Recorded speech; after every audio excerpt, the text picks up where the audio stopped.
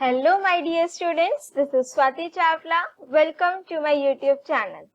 In this video, we will start our Unit 3 Database Management System of Part B, that is Subject Specific Skills of Subject Information Technology, Subject Code 402. And in this video, we will cover this session, appreciate the concept of Database Management System, and these are the topics that we will cover in this video. So now, without wasting our time, let's start our today's video. But video को शुरू करने से पहले अगर आप मेरे channel पर नए हैं, चैनल को सब्सक्राइब नहीं किया है तो what are you waiting for, फटाफट से चैनल को कर दो सब्सक्राइब, वीडियो को कर दो like, and after watching this video अगर कॉन्सेप्ट्स क्लियर हो जाए तो do share your views in the comment section also. So now let's start our today's video.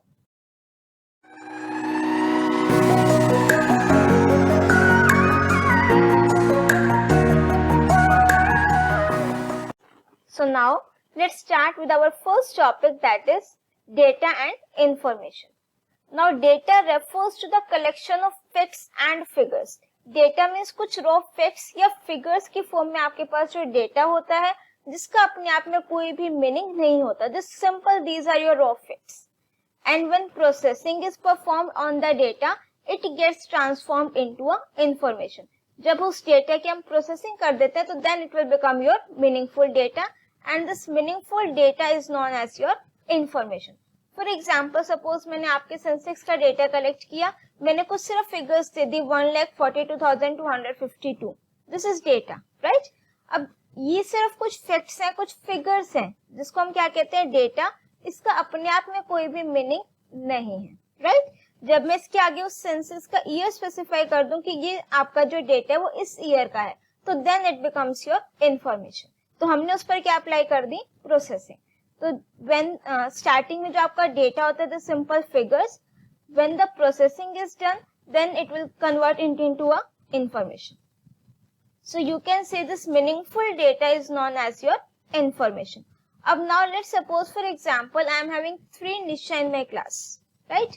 अब जिस निशा, ये सिंपल एक डेटा, इसका अपने आप में कोई मीनिंग नहीं है, राइट. और यू कैन से कि अब मुझे निशा को बुलाना होता है, आई कैन नॉट स्पेसिफाई कि to whom I am calling, तो इसका अपने आप में कोई मीनिंग नहीं है, राइट. तो अगर मैं उसके साथ कुछ इस तरीके से आइडेंटिफिकेशन लगा देती हूँ कि रोल नंबर दिस और समथिंग, तो then it becomes information, right. और let's say another example, suppose मैंने यहाँ पर आपके यहाँ सामने लिख दिया 15. अब can you tell me what is this 15? क्या हम ये पता लगा सकते हैं कि ये 15 क्या है? ठीक है, ये सिंपल हमारा क्या है, data. It can be the age of any person, और it can be the marks of any person, और it can be the roll number of any student. ठीक है, मुझे नहीं पता कि 15 क्या है, बट अगर मैं यहाँ पर स्पेसिफाई कर दूं कि this 15 of roll number is 15 of class this, तो then it becomes your information, right. So I hope now it's clear to you what is data and what is information. Now let's move on to our next topic, that is database. अब database start करने से पहले आप लोगों को थोड़ा सा एक सिंपल सा हम एक मीनिंग बताते हैं. फाइल और folder you all know, right. Suppose आपने पावर पॉइंट में कोई फाइल क्रिएट करी, ओपन ऑफिस राइटर में you have created any file, या म्यूजिक फाइल हो गई, कोई भी फाइल किसी भी टाइप की. आप सबको अगर उसको ऑर्गेनाइज्ड फॉर्म में रखना हो तो you usually place those files in a folder. तो a collection of related files हमारा क्या होता है, फोल्डर. सिमिलरली डेटाबेस में हमारे पास क्या होता है, collection of inter related data. जो भी सारा इंटर रिलेटेड डेटा, ऐसा नहीं है कि कोई सा डाटा कहीं और का है, कोई डेटा कहीं और का है, no. In a database data must be interrelated, और you can say it must be logically related to each other. In database we can have multiple tables also. जो डेटाबेस में डेटा ऑर्गेनाइज्ड फॉर्म में होगा that will be in the form of tables. We can visualize it as a container of information. Database often thought of as a repository of information. Repository of information is collection of information. काफी सारा data होते हैं database में, needed for running certain functions in an organization. जो भी मेरी organisation है उसको जो भी उसकी स्मूथ फंक्शनिंग के लिए डेटाबेस की रिक्वायरमेंट पड़ती है, राइट. आपके स्कूल में भी अगर कोई ईआरपी सिस्टम है तो वहां पर डेटाबेस क्रिएट होता है. ये सारे फंक्शंस अप्लाई होते हैं, सारी फंक्शनैलिटीज आपके स्कूल का डेटा स्टोर होता है, तो वो भी आपका क्या एक टाइप का database. A database would permit not only retrieval of data. Retrieval of data means data को fetch करना, retrieve करना, based upon any condition. Let's suppose मेरे पास database है जिसमें आपके स्कूल की सभी क्लासेस का डेटा स्टोर है. Now I can retrieve the data according to my requirement also. Suppose I want to retrieve the data of class 9 students या फिर from particular area, all the male students, right? So according to our query, according to our requirement, we can retrieve our data also from the database, and we can also do the modification of data. Modification means updations. अगर मुझे कोई भी updations करनी है, that also we can do in the database. Now next term is database management system. Database you have studied, सारा का सारा data जिसमें related form में data होता है. Management किसी चीज को अच्छे से manage करना. अब सिस्टम जो DBMS होता है, that is a kind of software जो इस सारी चीजों को क्या करेगा, मैनेज करेगा. डेटाबेस तो I told you, collection of interrelated data, इसमें हम डेटा रिट्रीव कर सकते हैं, फेच कर सकते हैं, मॉडिफाई कर सकते हैं. अब ये सारा काम किसी ना किसी सॉफ्टवेयर की हेल्प से होगा, और जो सॉफ्टवेयर इन सारी चीजों को फुलफिल करते हैं, सारी रिक्वायरमेंट्स को फुलफिल करते हैं, those are known as my database management system. वो हमारे क्या होते हैं, DBMS software. So a database management system is a software package with computer programs that controls the creation, maintenance and use of a database. In that we can create our database, we can maintain our database, and obviously we can use that database also. It is an integrated collection of data records. Records means rows, files और जो भी आपके सारे objects हैं. Now see this point, very important. A DBMS allows different user application programs to concurrently access the same database. Means मेरे पास एक database है, right?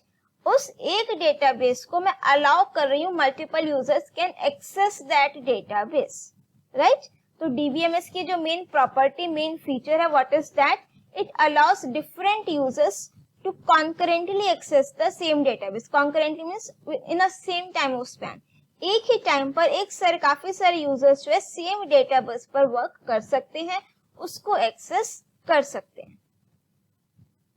These are the various example of DBMS softwares: Oracle, IBM, Microsoft SQL Server, Microsoft Access, PostgreSQL, MySQL, FoxPro, SQLite, MySQL. आप 12th में भी पढ़ोगे. If you will go for CS and IP, वहां पर आपका MySQL है. Plus जो आपका ओपन ऑफिस सॉफ्टवेयर है, इसमें हमारे पास है ओपन ऑफिस बेस, जिसपे हम अपने डेटाबेस के सारे प्रैक्टिकल्स इम्प्लीमेंट करेंगे. Now data can be organised in two types. We are having two types to organise the data. First one is flat file and second one is relational. अब flat file में क्या होगा, data is stored in a single table. एक ही table में आपका सारा का सारा डेटा स्टोर होगा. Now if I am storing all the data in a single table, तो that means मेरे पास जो डेटा है वो मैनेजेबल है, काफी कम अमाउंट में डेटा है. तो flat file is generally used for less amount of data. अगर मेरे को जो डेटा स्टोर कराना है वो कम है, तो then we can go for flat file, and in this data is stored in a single table. Whereas in relational system, what is there? Data is stored in multiple tables and tables are linked using a common field. ये concept अभी हम आगे भी पढ़ेंगे, the concept of foreign की, कि हमारी जो दो टेबल्स हैं वो लिंक किस तरीके से होती है. अभी सिर्फ हम इतना देखेंगे कि जो आपका रिलेशनल फाइल है, रिलेशनल सिस्टम है, इसमें हमारे पास एक से ज्यादा टेबल में डेटा स्टोर हो सकता है. Data stored in multiple tables and tables are linked. अब ऐसा नहीं है कि मुझे, अब देखो मल्टीपल टेबल्स में डेटा स्टोर करने का क्या बेनिफिट है. कुछ डेटा मैंने यहाँ स्टोर करा दिया. फॉर एग्जाम्पल मेरे पास एक क्लास, आपकी क्लास का रिकॉर्ड सारा इस टेबल में, roll number, name, father's name, address, contact number, ये सारे डिटेल्स. अब लेट सपोज आपकी फीस की सारी डिटेल्स दूसरी टेबल में है, या फिर आपके एकेडमिक्स से रिलेटेड सारी डिटेल्स दूसरी टेबल में है. तो इन सारे टेबल्स को मुझे किसी एक कॉमन फील्ड से लिंक करना पड़ेगा, जो इन सब में कॉमन होगा. We can take your admission number, right. वो आपका एडमिशन नंबर क्या होगा, यूनिक होगा. सभी स्टूडेंट्स का क्या होता है, डिफरेंट होता है. तो with the help of that field, field means column का name, with the help of this common field. ये फील्ड आपकी हर एक टेबल में होनी चाहिए, तभी वो आपका डेटा क्या होगा, लिंक हो सकेगा, राइट। अभी हम फॉरेन की का कंसेप्ट पढ़ेंगे एंड में, तो ये कंसेप्ट और भी क्लियर हो जाएगा। Relational system is suitable for medium to large amount of data. अगर मुझे काफी लार्ज अमाउंट में डेटा स्टोर कराना है तो then we can go for relational system, और फ्लैट सिस्टम अगर मेरा डेटा कम हो तो then we can use that. Next term is database servers. अब सर्वर क्या होता है, कुछ नहीं, सिर्फ एक कंप्यूटर ही होता है आपका, बट उसकी जो कॉन्फ़िगरेशन होती है वो काफी स्ट्रॉन्ग होती है, राइट। काफी पावरफुल सिस्टम होता है, उसमें आपका सारा का सारा डेटा क्या होता है, स्टोर होता है। So database servers are dedicated computers that hold the actual database and run only the DBMS and related software. उसमें सिर्फ जो हमारे डेटाबेस सर्वर्स होते हैं उसमें सिर्फ डीबीएमएस से उससे रिलेटेड जो भी सॉफ्टवेयर है उसी से रिलेटेड काम होता है, और बाकी हम उसमें कुछ परफॉर्म नहीं करते। Database servers are refer to as the backends. अब हमारे पास दो चीजें होती हैं बच्चों, front end and back end. If you have heard about other programming languages like C, C++, Java, Python, .NET, C#, इसमें से अगर आपने कोई एक लैंग्वेज किसी का भी नेम सुना है तो उसमें हम क्या करते हैं, कंप्लीट कोडिंग लिखते हैं। अब मेरा जो डेटा स्टोर होगा वो बैकएंड पे स्टोर होता है। It can be my MySQL और database also, right. So generally जो आपके डेटाबेस सर्वर्स होते हैं इसको हम बैकएंड पर यूज करते हैं, फ्रंट एंड पर आपकी प्रोग्रामिंग लैंग्वेजेस होती हैं।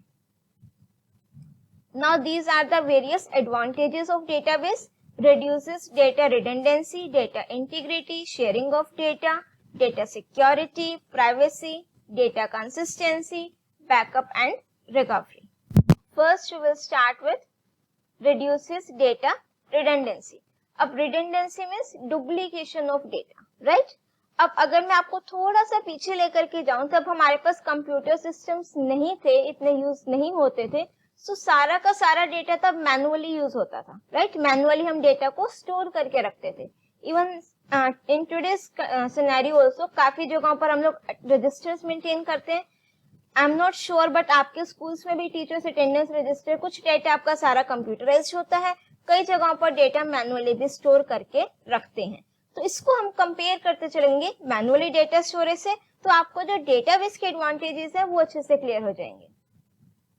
First one is reduces data redundancy. Redundancy means duplication of data. अब duplication of data means suppose आपका एड्रेस, कॉन्टेक्ट नंबर अगर मैं मैनुअली मेंटेन कर रही हूँ, आपका डेटा काफी जगहों पर स्टोर है, तो उसमें क्या होगा बच्चों, डुप्लीकेसी है डेटा की, एक ही चीज आपकी काफी जगहों पर स्टोर है। तो database management systems contain multiple files that are to be stored in many different locations और even across multiple systems. Database management system में क्या होता है, काफी सारी फाइल्स होती हैं, वो डिफरेंट लोकेशन पर आपकी स्टोर होती हैं। इससे आपका क्या होगा, एक सेम डेटा की मल्टीपल कॉपीज क्रिएट हो गई, उससे हमारा डेटा क्या हो गया, रिडंडेंट, मींस हमारे डेटा की डुप्लीकेसी हो गई। This is prevented in a database as, but हमारे पास डेटाबेस में क्या होता है, there is a single database and any change in it is reflected immediately. अगर लेट सपोज आपका डेटा सेंट्रलाइज्ड स्टोर नहीं है, डेटाबेस में स्टोर नहीं है, मेरे पास एक स्टूडेंट आया, लेट सपोज ही और शी सेड कि ma'am I want to update my contact number. Possibility है कॉन्टेक्ट नंबर चेंज हो गया, अब मैंने तो अपने रिकॉर्ड में चेंज कर दिया, बट सेम स्टूडेंट का डेटा वही रिकॉर्ड कॉन्टेक्ट नंबर काफी प्लेसेस पर स्टोर है। अब वो बाकी सारी जगहों पर तो ऑटोमेटिकली अपडेट नहीं होगा, राइट। तो that means duplicacy of data भी है। और बट अगर मैं डेटाबेस यूज कर रही हूँ, सेंट्रलाइज सर्वर यूज कर रही हूँ, एक ही जगह पर डेटा स्टोर हो रहा है, तो any change in it is reflected immediately. तो ऑटोमेटिकली सारे डेटा को भी वहीं से एक्सेस करेंगे, तो आपका डेटा ऑटोमेटिकली अपडेट हो जाएगा। Because of this there is no chance of encountering duplicate data. Next point is data integrity. Data integrity means data is accurate and consistent in the database. Accurate means जो भी information है that must be correct, और consistent होनी चाहिए कि जैसे कोई हमने अपडेशंस की तो ऑटोमेटिकली वो रिफ्लेक्ट होगी.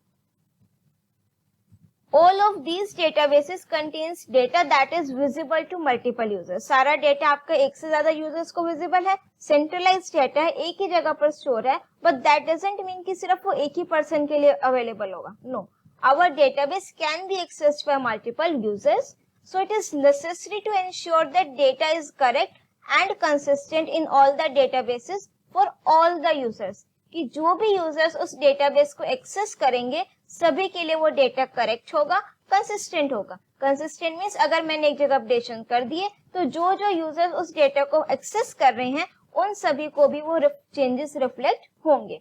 फॉर एग्जाम्पल आप बैंकिंग में हम लोग ट्रांजेक्शन करते हैं, अमाउंट विड्रॉ डिपॉजिट करते हैं, राइट. आपने लेट सपोज किसी ब्रांच B1 में अपना अमाउंट डिपॉजिट किया 1000 रुपीज. अब ऐसा तो नहीं है कि आप किसी और ब्रांच में जाकर चेक करो तो आपको वो अमाउंट डिडक्टेड वाला शो होगा. नो. साथ के साथ जो है कि आपका जो डेटाबेस जो भी आपने ट्रांजेक्शन किया वो कंसिस्टेंट मींस अपडेट हो जाती है. Next is my sharing of data. Now in sharing of data, since we are having one database that is to be shared among all the users, so we have to decide the level up to which level the particular user can access the database. In a database, the users of the database can share the data among themselves. अब यहाँ पर जो main concern आता है that is of security, कि अगर एक ही database file है, काफी सारे मल्टीपल यूजर्स उसको एक्सेस भी कर रहे हैं, तो सिक्योरिटी या प्राइवेसी तो कंसर्न रहेगा. वो काफी अच्छी तरीके से मैनेज होता है in case of database. There are various levels of authorization to access the data and consequently the data can only be shared based with the authorized users. अब authorized users कौन से होते हैं? Those who are permitted to access the database. जिनको permission नहीं granted है, those are known as my unauthorized users. Right? Now see this point. There are various levels of authorization to access the data. What does this mean? Suppose मेरे पास कोई data है, right. अब मैंने यहाँ पर कुछ कॉलम्स बना रखी हैं, रोल नंबर हो गया, नेम हो गया, लेट सपोज दिस. तो मैं क्या करूंगी, यहाँ तक के रिस्ट्रिक्शन लगा दूंगी कि सिर्फ ये डेटा इस पर्टिकुलर यूजर सिर्फ यहाँ तक एक्सेस कर सकता है. इस टेबल में इसके डेटा, इसके आगे का डेटा वो एक्सेस नहीं कर सकता, right. Many remote users can also access the database simultaneously and share the data between themselves. जो आपस में रिमोट यूजर्स है, मींस एक तो डेटाबेस की सिंगल फाइल हो गई, उन सभी को सब यूजर्स ने एक्सेस कर रखा है. Not the users which have access, these are known as your remote users. जो दूसरी लोकेशन पर हैं वो भी अपने आप आपस में डेटा को शेयर कर सकते हैं. Next point is data security. Again a very important point. Data security is an important concept in a database. Only authorized users, authorized means to whom I have given the permission. Only authorized users should be allowed to access the database and their identity should be authenticated using a username and password. जो हमारे authorized users होते हैं, to them I generally used to give the ID and password. उसको वो enter करेंगे, log in करेंगे, वो verify होगा, then only they are allowed to access the database. Unauthorized users, unauthorized means to whom I have not given the permission. So unauthorized users should not be allowed to access the database under any circumstances as it violates the integrity constraint. Right? Integrity constraint क्या कहती है मेरी? All of these database contain data that is visible to multiple users, means कि जो data correct होगा और consistent होगा. अब अगर अनऑथराइज्ड यूजर्स उसको एक्सेस करें तो वो उसकी इंटीग्रिटी कंस्ट्रेंट को वायोलेट करता है. Next point is privacy. The privacy rule in a database states that only the authorized users can access the database according to its privacy constraints. इसमें हम लेवल सेट कर देते हैं कि कौन से ऑथराइज्ड यूजर कौन सा मेरा किस लेवल तक का डेटा एक्सेस कर सकते हैं. To secure data, levels are set in the database and a user can only view the data which is allowed to be seen. जितना हम उसको अलाउ कर रहे हैं देखने के लिए उतना ही सिर्फ वो एक्सेस कर सकता है, उसी लेवल तक. उससे आगे उससे ज्यादा वो डेटा एक्सेस नहीं कर सकता. जैसे आप लोगों का सोशल नेटवर्किंग साइट्स में भी होता है, आप अपने डेटा की प्राइवेसी सेटिंग सेट करते हो, similar to this. Next point is backup and recovery. This is the most important और beneficial advantage you can say. इसमें हमें डेटा को बैकअप या रिकवरी रिस्टोर करने की कुछ रिक्वायरमेंट नहीं करती. ये सारा काम अपने आप ही मेरा डेटाबेस ऑटोमेटिकली ही कर देता है साथ साथ. क्योंकि डेटा सारा सर्वर पर स्टोर हो रहा है, बैकअप ही ऑटोमेटिकली ले लेगा और उसके बाद अगर इनकेस क्रैश हो जाता है तो ये उसको रिकवर भी कर देता है। Database management system automatically takes care of backup and recovery. The users don't need to back up the data periodically because this is taken care by the DBMS. DBMS इस चीज को देखता है. Moreover, it also restores the database. वो database को restore भी कर लेगा. Restore की requirement कब पड़ेगी? अगर in case मेरा system failure हो जाता है, crash हो जाता है, तो ये अपने आप उस previous condition जो उसका restore point है वहां तक उसको data को restore कर लेगा. Next point is data consistency. Data consistency is ensured in a database because there is no data redundancy. अब data redundancy तो है ही नहीं मेरे पास, तो मेरे पास जो multiple mismatching copies same data की नहीं होंगी.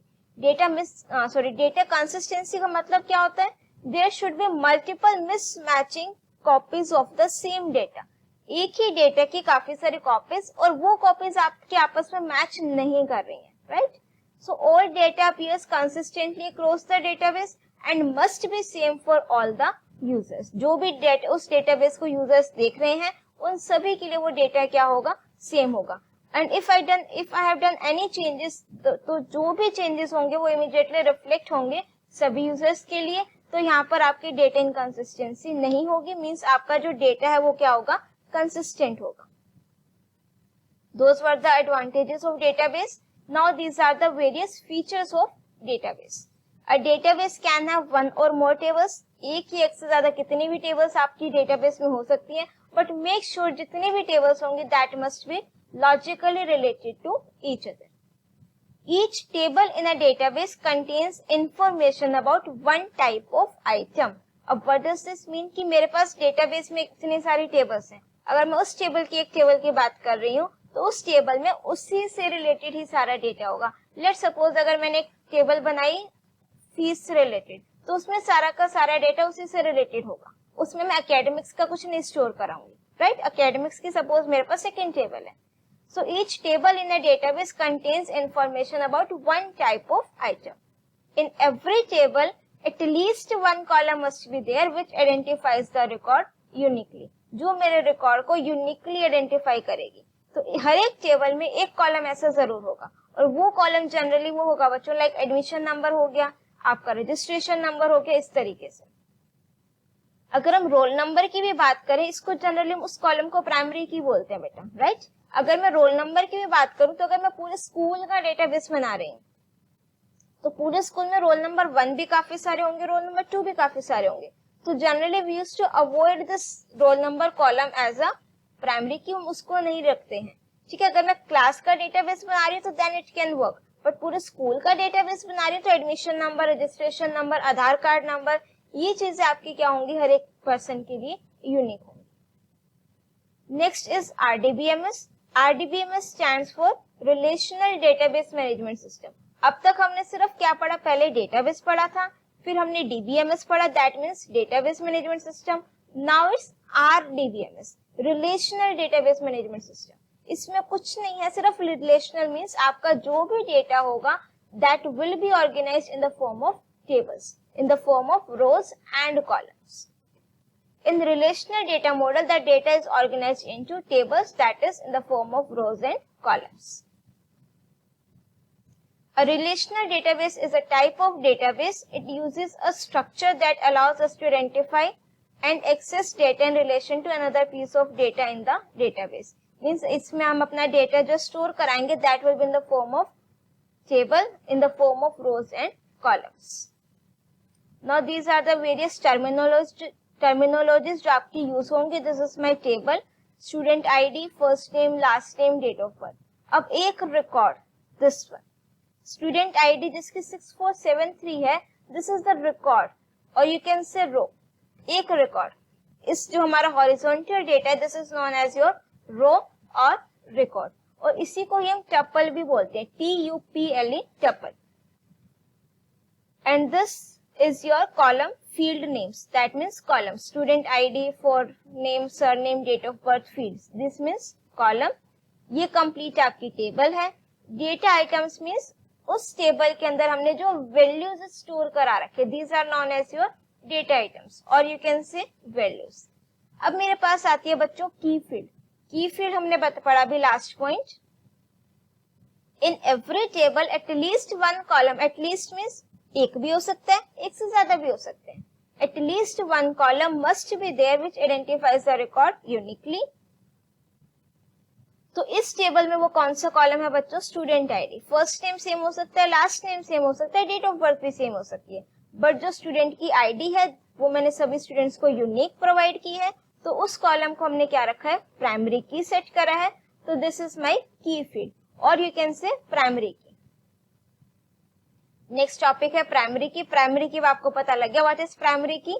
It is a set of one और more attributes, attribute means columns, field names that uniquely identify tuples within a relation। अगर बिल्कुल सिंपल लैंग्वेज में बताऊं तो प्राइमरी की बच्चों वो है, मैंने एक टेबल बनाई, उसमें मेरे पास काफी सारे कॉलम्स हैं, उस कॉलम को हम प्राइमरी की सेट करेंगे जिसकी वैल्यू हर एक रिकॉर्ड के लिए यूनिक होगी। अब अगर मैं आपकी क्लास के डेटाबेस की बात करूं, क्लास की टेबल की बात करूं, तो रोल नंबर एक ऐसी चीज है जो सभी स्टूडेंट्स का क्या होगा, यूनिक होगा। तो I can say that this roll number column is the primary key for that table. Aadhaar card number हो सकता है, that is also unique for every student, right. अब कॉन्टेक्ट नंबर सेम नहीं हो सकता है, रीजन बीइंग दैट एड्रेस भी same नहीं हो सकता है मेरी क्लास में सिबलिंग्स भी हो, ट्विंस जो होते हैं, राइट, तो इट मे बी पॉसिबल। तो we used to avoid this column names as the primary key. अब primary key is a unique value that identifies a row in a table. उसकी help से मैं अपने टेबल की रो को easily identify कर सकती हूँ। फॉर एग्जाम्पल, अगर मैंने यहाँ पर टेबल बनाई और इसमें एक कॉलम मैंने ले लिया बच्चों नेम का और एक मैंने ले लिया मार्क्स का, right. Suppose here I am writing name और इधर मैंने लिख दिया मार्क्स। तो अब अगर मैंने यहाँ पर लिख दिया निशा और मार्क्स लिख दिया लेट सपोज 56, एक और निशा भी है मेरे पास क्लास में और उसके मार्क्स है 65, तो क्या मैं आइडेंटिफाई कर सकती हूँ कि किस निशा के मार्क्स हैं ये? नहीं। बट अगर मैंने प्राइमरी की कॉलम लिया है, रोल नंबर सर्च कर दिया है, प्राइमरी की ली है उस टेबल में, तो then we can easily identify the record in a table. So this is the example, roll number, admission number, name, stream code. तो यहाँ पर आप you can take either roll number और admission number as a primary key. Collection of attributes या collection of columns को आप एक करके प्राइमरी की ले सकते हो, बट एक टेबल में एक से ज्यादा प्राइमरी की नहीं होगी। Next is composite primary key. When primary key constraint is applied to one or more columns, then it is known as the composite primary key. कि अगर मैं दो कॉलम एक से ज्यादा कॉलम को कंबाइन करके ले रही हूँ, like let suppose name and address, इसको कंबाइन करके मैंने प्राइमरी की सेट कर लिया, ठीक है। अब अगर ट्विंस भी हैं तो नेम और एड्रेस तो नहीं सेम होगा, नेम तो डिफरेंट ही होता है, तो इन दोनों कॉलम्स को कंबाइन करके मैंने क्या ले लिया, प्राइमरी की। तो this is known as your composite primary key. Last हमारे पास आता है foreign key. Now this concept is important according to your exam point of view. इसकी डेफिनेशन आ जाती है, what is foreign key. A foreign key is used to represent the relationship between two tables. जब भी हमारे पास एक से ज्यादा टेबल्स होती हैं, दो टेबल में डेटा है, उनके बीच का जो रिलेशनशिप होता है that is to be maintain with the help of foreign key. अब इस डेफिनेशन को समझने से पहले एक एग्जांपल देखो। Now see these two tables. The first table is student, इसमें मेरे पास क्लास का डेटा है, क्या क्या मैंने स्टोर करा रखा है, roll number, name and stream code. जैसे 11-12 में स्ट्रीम्स होती है, humanities, commerce, non medical, medical, इस तरीके से। तो इस टेबल में सिर्फ हमने स्टूडेंट का डेटा स्टोर करा के रख रखा है। Roll number 1 name Neha, stream code is S101, roll number 2 name Nisha, stream code S102, right. एक सेपरेट मेरे पास टेबल है स्ट्रीम नेम से। In this we are having two columns only, stream code and stream name. कि अगर stream code S101 है तो stream humanities है, अगर एस कोड 102 है तो stream is commerce, if it is 103 तो then means stream is non medical. अब tell me one thing, if I will tell you to tell me the name of stream opted by the student having roll number 3, क्या सिर्फ एक table से, right, ध्यान से सुनना what I am trying to say, क्या सिर्फ इस टेबल से can you tell me the name of the stream कि इस स्टूडेंट के पास कौन सी स्ट्रीम है, ह्यूमैनिटीज, कॉमर्स और नॉन मेडिकल? नहीं पता लगा सकते, क्योंकि यहाँ तो मुझे स्ट्रीम कोड गिवन है 103। अब आई डोंट नो ये 103 स्ट्रीम कोड किस स्ट्रीम के लिए है, तो इसके लिए मुझे इस टेबल को लिंक करना पड़ेगा इन दोनों को। अब यहाँ पर आप चेक करोगे स्ट्रीम कोड 103 है, 103 के करस्पॉन्डिंग स्ट्रीम कौन सी है, नॉन मेडिकल। तो then you can tell me this roll number 3 is having stream non medical.